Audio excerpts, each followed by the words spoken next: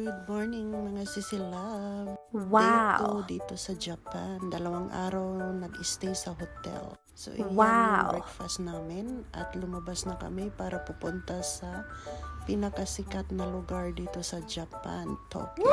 Nagpunta po kami ng Asakusa and then ito po yung pinakasikat na lugar dito sa Tokyo mga sisilab. At marami pong tao, grabe, puro foreigner talaga yung mga tao dito. Wala na yata akong nakikitang mga Hapon. Puro foreigner yung mga tao dito mga sisilab. Nandito lahat ng mga nagtuturis. At dito po yung sikat na lugar mga sisilab. Dito mag-wish. At marami ding mga tinda mga sisilab. So bumili po kami ng mga t-shirt na made in Japan. At marami po silang mga tinda, lalo na yung mga pagkain. Tinikman namin yung strawberry kasi first time ni Princess kumain ng strawberry. At napakasarap, pero matamis daw dahil nilagyan ng condensed milk. So lahat ng mga tinda dito mga sisilab, nandyan lang sa mga gilid-gilid. So yung mga foreigner, mahilig tayong magtingin-tingin, di ba? So tinitingnan namin, napakamahal pala yung mga tinda dito.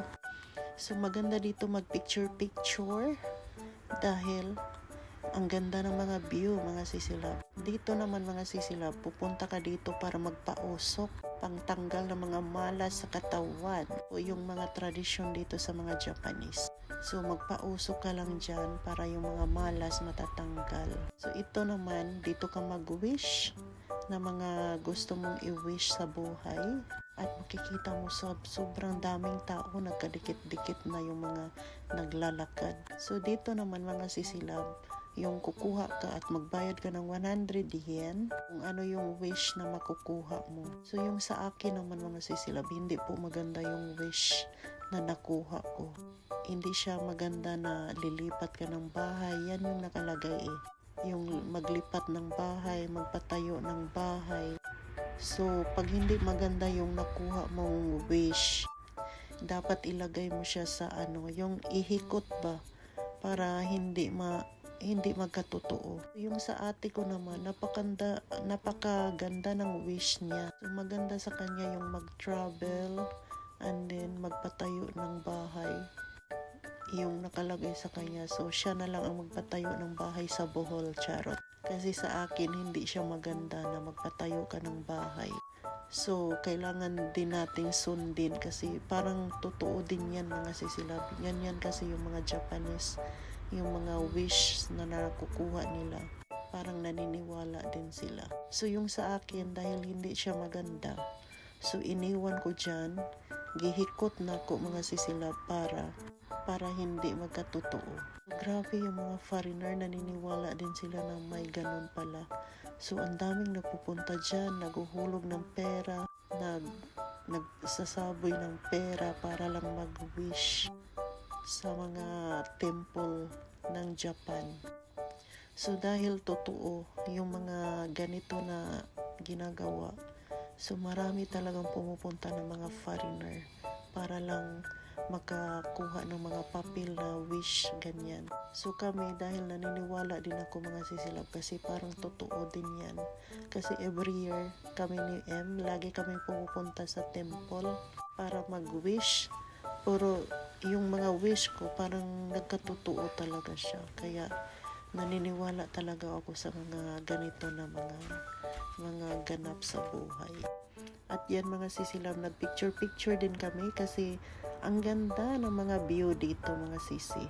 Super ganda ng view. At dahil tinuruan kami ng tao doon sa hotel, ayan, nakarating din kami sa pupuntahan namin. At alam niyo ba mga sisilab, may mga dito, yung sasakay ka ng parang sa atin, kabayo ang mag-drive, dito tao. So, ang mahal lang ng bayad, kaya hindi kami sumakay. 1,000 yen, so 2,500 sa atin. Kaya hindi kami sumakay mga sisilab. So, dalawang place yung pupuntahan namin dahil magkatabi lang sila. Sakay lang kami ng train papunta doon. Pagkatapos dito mga sisilab, kasi ito yung pinaka the best talaga na lugar dito sa Japan. So dito muna inuna namin and then sa sunod doon naman kami sa crossing.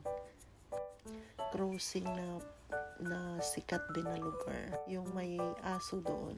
So dahil maraming tao dito mga sisilab, grabe, maano ka talaga, ma-amaze ka sa sobrang dami. Kaya yan yung ginagawa ko mga sisilab, iniwan ko dyan yung sulat para hindi magkatotoo. Dahil dati din, pumunta ako dito, ganun din yung nakukuha ko mga sisilab. Wal pala sa akin magpatayo ng bahay. So, sa ate ko na lang, yung ate ko na sa Amerika, siya na lang magpatayo ng bahay, charot.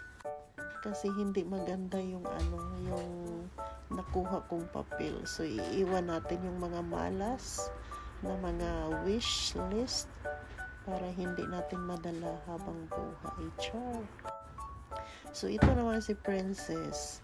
Dahil mahilig siyang sumakay ng train. Pili talaga niya yung masikip na upuan mga sisilab. Kaya kami natawa. Punta na po kami ng Shibuya. Nagkaligaw-ligaw pa kami mga sisilab. Pag nagtanong ka talaga sa mga tao, ituturo talaga nila sa'yo. So kahit nagkaligaw-ligaw kami, okay lang kasi experience, diba? Nandito na kami sa Shibuya Crossing. Grabe, ang dami ding tao dito mga sisilab. Puro din mga foreigner yung makikita mo. Wala na yata Japanese dito sa Japan, char. Kasi sa sobrang dami, para lang dumaan dyan sa crossing mga sisilab at maranasan nilang lumakad sila dyan sa crossing ng Shibuya. So ikaw naman na nasa taas, ma-amaze ka talaga. So bumaba kami ng ate ko at mga anak ng kapatid ko at saka yung anak ko para makadaan kami dyan. Hindi ko sila lang muna ang magdaan dyan kasi natatakot ako mga sisilab dahil maraming tao. Baka magkaligaw-ligaw sila dyan sa crossing. Gusto ko pa naman silang videohan pero hindi ko ginawa kasi ayaw kong maligaw kami. Thank you for watching. Bye!